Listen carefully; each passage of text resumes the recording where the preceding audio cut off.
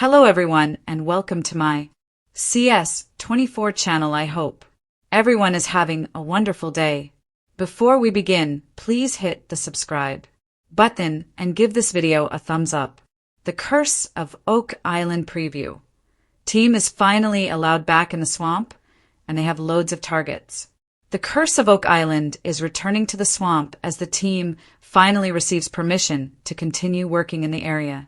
This season has seen the Fellowship cover a super wide area of the island, from the Garden Shaft and the Blob in the Money Pit area to the newly acquired Lot 5 to the mysterious well and stone wall on Lot 26. But now their area of operations is about to increase even further as they head back to the infamous swamp. The team has been banned from excavations in the swamp area ever since archaeologist Laird Niven uncovered some First Nation Mi'kmaq pottery.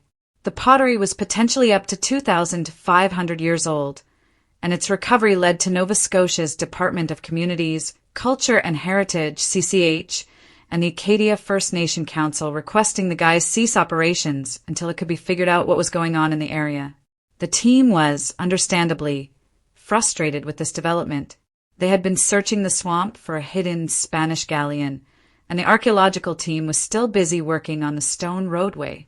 However, a preview for tonight shows the Fellowship is back in business and can recommence work on the swamp. Oak Island team has a target for excavation in the swamp. The guys are never ones to rest on their laurels, so they get straight to digging in the marshy area. Luckily, the team had a couple of guys scanning the murky waters earlier this year, and they picked up a number of metallic readings. On tonight's show, the team begins digging at the largest and most promising metallic reading. This means they will start draining the area, and Billy Gerhardt will move in with the digger. Gary Drayton noted in a preview, "The more we dig, the more we find." This has always been the case on the whole island, but it's particularly true of the swamp. The History Channel episode synopsis reads, "After a long wait, the Fellowship finally gets permission to return to their excavation in the swamp. Almost immediately, they make a discovery that could connect all the dots in the mysterious bog. Has the Oak Island team found an offset chamber at the Garden Shaft? Meanwhile, at the Garden Shaft, the Dumas mining crew are approaching their target depth of about 80 feet. They have been using probing drills in an attempt to locate an offset chamber or tunnel off to the side of the shaft, and it seems they may have found something. A preview states that a drill has hit something solid in the corner of the shaft. Craig Tester teased viewers by remarking, "That's where the gold signal's coming from." For years, the swamp on Oak Island has been more than just a patch of waterlogged earth.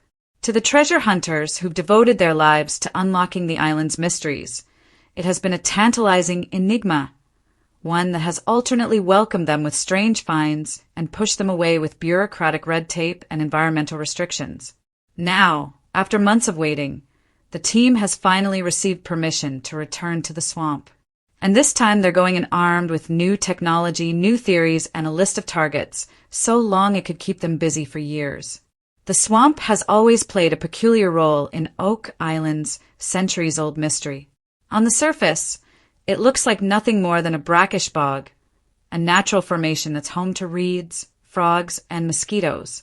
But those who've dug beneath its murky waters know better.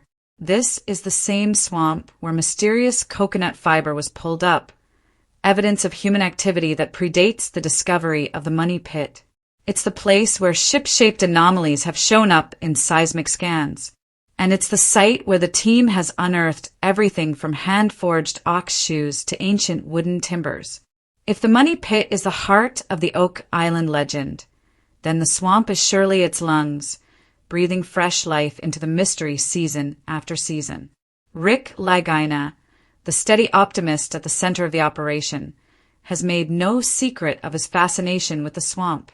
His theory has always leaned toward the swamp being an engineered feature, perhaps even deliberately constructed to conceal a buried treasure or sunken vessel.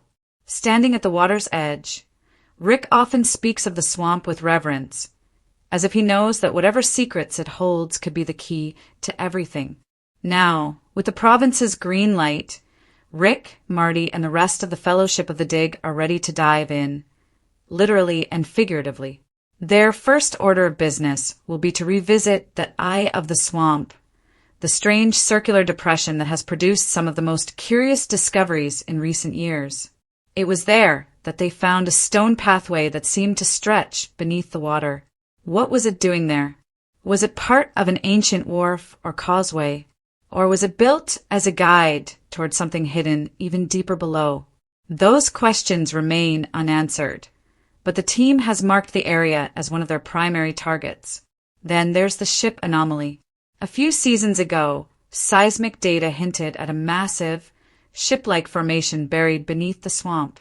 At the time, the evidence was compelling, though excavation proved difficult. Now, with improved scanning equipment and a clearer plan of attack, the team intends to re-examine the anomaly. If it truly is the remains of a ship, the implications are staggering. What kind of vessel could have been buried there? A pirate ship laden with plunder? A Spanish galleon carrying new world riches? Or perhaps something even stranger, a transport vessel designed to deliver treasure directly into the island's heart?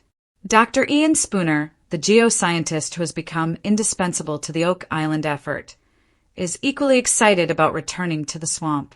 His water sampling experiments have already hinted at unnatural activity in and around the area, pointing to the possibility of human construction. This year, he plans to expand his testing to determine whether the swamp's chemical makeup can reveal precisely when the area was altered and by whom. If his theories hold water, pun intended, we could finally get a timeline that matches the island's shadowy history of exploration, colonization, and possible treasure deposition.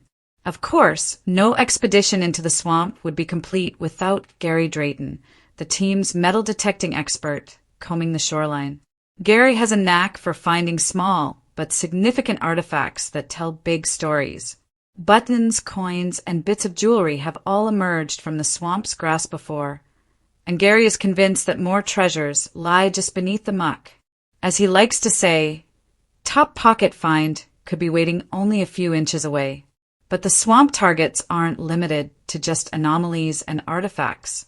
The team also intends to revisit some of the old searcher sites around the area. Previous treasure hunters have long suspected that the swamp concealed something, and remnants of their digs can still be traced. By combining new data with these old excavation zones, the current team hopes to piece together not only what might be buried there, but also what their predecessors found and why they stopped. What makes this year's return to the swamp particularly thrilling is the sheer number of leads converging at